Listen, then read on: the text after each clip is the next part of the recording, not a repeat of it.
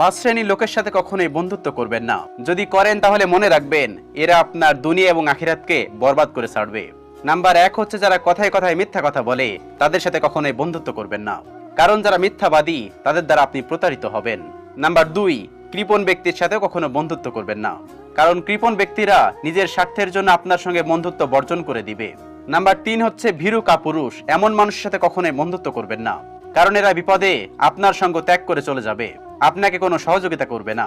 Number 4, যারা পাপিষ্ঠ তাদের সাথে কখনোই বন্ধুত্ব করবেন না, কারণ তারা নিজেরাও গুনাহ করবে এবং আপনাকেও গুনাহগার বানিয়ে ছাড়বে।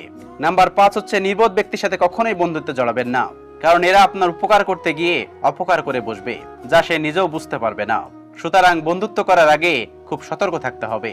এই 5 শ্রেণী মানুষের সাথে কখনোই যেন আপনার বন্ধুত্ব না হয়, তাহলে আপনার দুনিয়াতে কষ্ট ভোগ করতে হবে এবং আখিরাতেও কষ্ট ভোগ করতে হবে। আল্লাহ তাআলা আমাদের সকলকে বোঝার তৌফিক দান করুন।